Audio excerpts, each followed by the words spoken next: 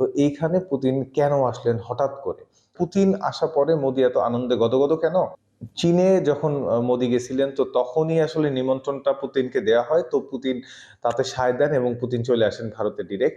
মাঝে ভারত অনেকটা পশ্চিমাপন্থী বা রাশিয়াকে ছেড়ে আমেরিকাপন্থী হয়ে গেছিল। গত ৪ বছর আগে ইউক্রেন যুদ্ধ শুরুর পর থেকে আন্তর্জাতিক অঙ্গন থেকে পুরোপুরি বিচ্ছিন্ন ভ্লাদিমির পুতিন গতকাল সন্ধ্যায় দিল্লি এয়ারপোর্টে তিনি এসে নামলেন, ভারতে আসলেন। তাকে অভ্যর্থনা জানাতে নরেন্দ্র মোদী সব প্রোটোকল ভেঙে তাকে রিসিভ করতে গেলেন, অভ্যর্থনা জানালেন এবং তার নিজের গাড়িতে করে সরকারি বাসভবন প্রধানমন্ত্রীর সেখানে নিয়ে গেলেন ভ্লাদিমির পুতিনকে। সেখানে তাদের দুজনের নৈশভোজ হয়েছে, তারা ওইখানে মিটিংও করেছেন। তো এই যে প্রোটোকল ভেঙে যে ওয়ার্ল্ড লিডার যে কেউ আসেন তাকে রিসিভ করা, এইটা আসলে প্রোটোকল ভেঙেই হয়েছে। কারণ ভারতে সাধারণত কি হয়, নতুন অন্য দেশের রাষ্ট্রপ্রধান আসলে প্রাইম মিনিস্টার যান না, প্রাইম মিনিস্টার না গিয়ে কোনো সিনিয়র মন্ত্রীকে, ওই গভর্নমেন্টের সিনিয়র কোনো মন্ত্রীকে পাঠান।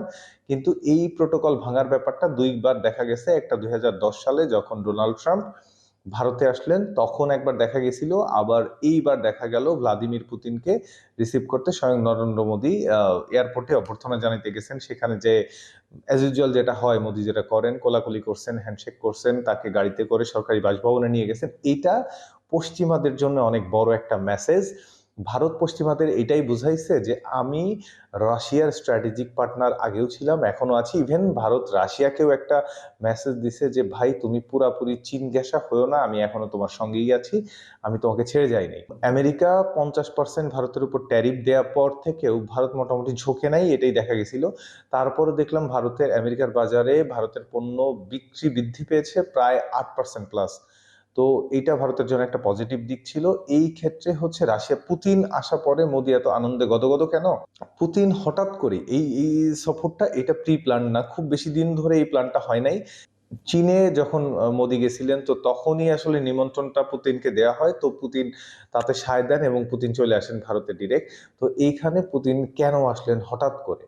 আন্তর্জাতিক অঙ্গন থেকে বিচ্ছিন্ন পুতিন কোনোভাবেই চাচ্ছে না যে চীনের পরে রাশিয়ার সব থেকে বড় অস্ত্র বিক্রির যে একটা সবচেয়ে বড় বাজার, সেটা হচ্ছে ভারত। ভারতের আবার 60 থেকে 70% হার্ডওয়্যার, যে অস্ত্রের যে হার্ডওয়্যার গুলো আছে এগুলা রাশিয়ার দেয়া। ভারত 60 থেকে 70% অস্ত্র ব্যবহার করে রাশিয়ার। তারপর রাশিয়া ভারত মিলে অনেকগুলো মিসাইলের প্রজেক্টে কাজ করছে। মাঝে ভারত অনেকটা পশ্চিমাপন্থী বা রাশিয়াকে ছেড়ে আমেরিকাপন্থী হয়ে গেছিল। তো যার জন্য পুতিনের সঙ্গে মোটামুটি একটু সম্পর্কের অবনতি দেখা যায়। তখনই আসলে পুতিন চীনকে খুব কাছে টেনে নেন, আর চীনের সাথে সম্পর্কটা পুতিনের তখন মজবুত হয়। তো এই ব্যাপারটা বুঝতে পাইরা নরেন্দ্র মোদী পুতিনকে আমন্ত্রণ জানান বা পুতিনের সঙ্গে সম্পর্ক উন্নয়নের একটা চেষ্টা করেন। কারণ একে দেশের মধ্যে মোদী মোটামুটি কোণঠাসা, কারণ রুপির দর পতন হয়েছে, এখানে বেকারত্বের হার বাড়ছে, তারপর ভারতে তেলের দাম বাড়ছে। তো এই সিচুয়েশন গুলোতে ভারতকে একমাত্র বাঁচাইতে পারে রাশিয়াই, কারণ পশ্চিমারা এই সব ব্যাপারে হেল্প করবে না। কম দামে রাশিয়া থেকে ভারত তেল কেনে। ইউক্রেন যুদ্ধে সব থেকে বেশি যদি কেউ লাভবান হয়ে থাকে সেটা ভারত, কারণ রাশিয়া থেকে কম দামে ক্রুড অয়েল কিনছে, যেটা অন্য কেউ এত ক্রুড অয়েল কিনতে পারে নাই। ভারত ইভেন কিন্তু তেল উৎপাদন নাই বললেই চলে, যতটুকু আছে না কেন তা দিয়ে তেল রপ্তানিতে ভারত ছিল সেকেন্ড পজিশনে। তো যেটা আসলে ভারতের যে পরিমাণ তেল আছে ওটা দিয়ে পসিবল না। তো রাশিয়া থেকে কম দামে তেল কিনে ভারত যে বিজনেসটা করেছে, প্রচুর প্রফিট করছে। এবং যে অস্ত্রের যে কোলাবোরেশন রাশিয়ার সাথে আছে বা অস্ত্রের যে ডিলগুলো আছে, তারপর প্রতিরক্ষা চুক্তিগুলো আছে, এইগুলোর জন্য আসলে পশ্চিমা নির্ভর হওয়া থেকে ভারত মনে করছে যে রাশিয়ার উপর নির্ভরশীলতাই বেশি জরুরি। কারণ রাশিয়া তাদের মানে পরীক্ষিত বন্ধু, আর আমেরিকা যার বন্ধু তার তো শত্রুর অভাব নেই। এই কারণেই নরেন্দ্র মোদীর এই পুতিনকে আমন্ত্রণ জানানো। পুতিন রাশিয়া থেকে আসার সময় তার সঙ্গে বড় এক ব্যবসায়ী প্রতিনিধি দল নিয়ে আসছে ইন্ডিয়ার সাথে ডিফেন্স ডিল করার জন্য, তারপর ইন্ডিয়ার সঙ্গে বিভিন্ন ট্রেড ডিল করার জন্য। রাশিয়া আরো বেশি পরিমাণে ক্রুড অয়েল বিক্রি করতে যাচ্ছে ভারতকে, কারণ রাশিয়ার ইকোনমিক ক্রাইসিসটা একটু বর্তমানে বেশি, ওই ইকোনমিক ক্রাইসিসটা মোটামুটি ঠিক করার জন্য। তো আর একটা ব্যাপার আছে, ভারতের এখন একটা স্টেলথ ফাইটার জেট দরকার, যেগুলো ভারত অনেকগুলো ফাইটার জেট কেনার প্ল্যানে আছে। তো আমেরিকাও চাচ্ছে তাদের F-35 যে ফাইটার জেট আছে স্টেলথ, ওই ফাইটার জেটটা বিক্রি করার জন্য। তো এর কারণে হচ্ছে যতদূর গুঞ্জন শোনা যাচ্ছে আগামী বছরের শুরুতে মানে জানুয়ারি ফেব্রুয়ারিতে ডোনাল্ড ট্রাম্প হয়তো ভারতে আসবেন। তো পুতিন এখানে একটা প্ল্যান করছেন যে তিনি ট্রাম্প আসার আগে কোনোভাবে ভারতে আসবেন, এসে ডিফেন্স ডিলটা যদি কমপ্লিট করে যেতে পারেন, যেমন SU-57 যেটা আছে রাশিয়ার স্টেলথ ফাইটার জেট, এইটা যদি ভারতের কাছে মোটামুটি বিক্রি করে যেতে পারেন বা হচ্ছে একটা ডিল করে যেতে পারেন, তারপরে S-400 যেটা এয়ার ডিফেন্স সিস্টেম, এর একটা ডিল হওয়ার কথা আছে। এই ডিলটা, তারপর হচ্ছে ব্রহ্মোস যে মিসাইল প্রজেক্টটা ভারত রাশিয়া হচ্ছে কোলাবোরেটিভলি করছে, এই প্রজেক্টটার ব্যাপারে একটা ডিলের ব্যাপার আছে। এই সবগুলো করলে রাশিয়ার ইকোনমিক কন্ডিশন কিছুটা আরো বেশি বেটার হবে। দ্যাটস ওয়াই হচ্ছে পুতিন তার সঙ্গে হচ্ছে এই ব্যবসায়িক প্রতিনিধি দলও নিয়ে আসছেন এবং নিজে এই ডিলগুলোর ব্যাপারে নিজে সরাসরি ইনভলভ। রাশিয়া এটাই চায় যে আমেরিকা ভারতের কাছে অস্ত্র বিক্রির আগে এই অস্ত্রগুলো সে যেন কোনোভাবে ভারতকে বিক্রি করে দিতে পারে, যাতে কি হবে রাশিয়ার ইকোনমিক্যালি একটু সলভেন্ট হবে, ইকোনমিক কন্ডিশনটা একটু ভালো হবে। এই আমেরিকাকে শুধুমাত্র বিট করার জন্য, আমেরিকাকে এই তাদের আধিপত্য থেকে সরায় আনার জন্য, আমেরিকাকে একটু নাস্তানাবুদ করার জন্য রাশিয়া ভারতকে বুকে তুলে নিছে। ডোনাল্ড ট্রাম্পের এই যে প্রথম টার্ম তো স্মুথলি গেছে, বাট এই টার্মে এসে ট্রাম্প যা পাগলামি শুরু করছেন তাতে এই যে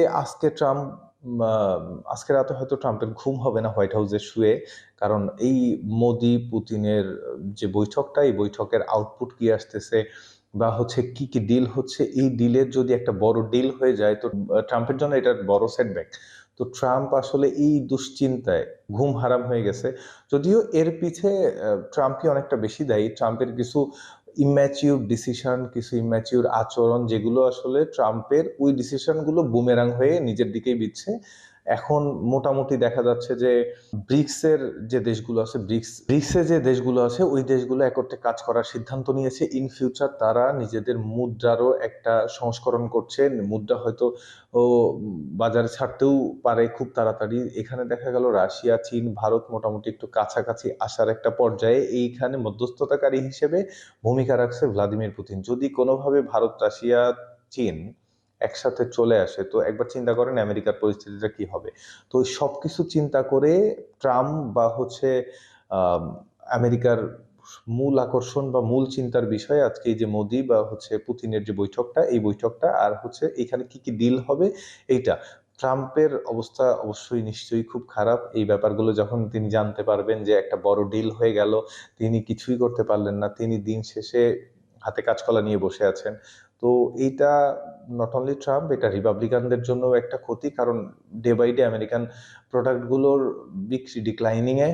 এই এশিয়ান সাবকন্টিনেন্টে বা ব্রিক্স দেশগুলোতে এই ট্যারিফ খেলা খেলতে গিয়ে মোটামুটি আমেরিকানদের তো কপাল পোড়াইছেনই, রিপাবলিকানদের কপাল পোড়াচ্ছেন ট্রাম্পের যে দল, ওই দলটা, আর নিজের কপাল। তো আমেরিকার ইতিহাসে সব থেকে ঘৃণিত প্রেসিডেন্ট হিসেবেও নিজের নাম লেখাতে পারেন, কারণ আমেরিকানরা এখন যে না বিশ্বাস, আমেরিকানদের ইনকাম অত বাড়ে নাই, বাট প্রোডাক্টের দাম যে পরিমাণ বাড়ছে তাতে অলওয়েজ দেখি ট্রাম্পকে গালি দেন তারা। ট্রাম্পের প্রশংসা কেউ আমেরিকানরা করছেন না।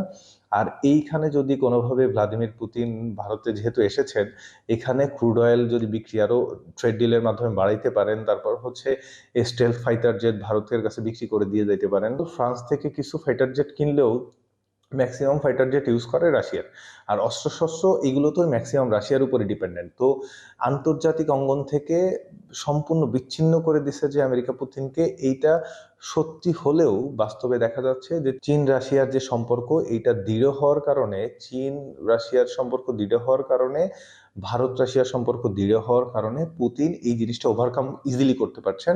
কারণ পুরা পৃথিবীতে যে বাজারটা আছে, চীন রাশিয়া বা চীন ভারত, এই ট্রেড ডিলটা চলতে থাকলে এই রাশিয়া যদি ভারত বা চীনের বাজারটা ধরে রাখতে পারে, তাহলে মোটামুটি তাদের এই যে সমস্যাগুলো, এই সমস্যাগুলো মোটামুটি সমাধান হয়ে যাচ্ছে।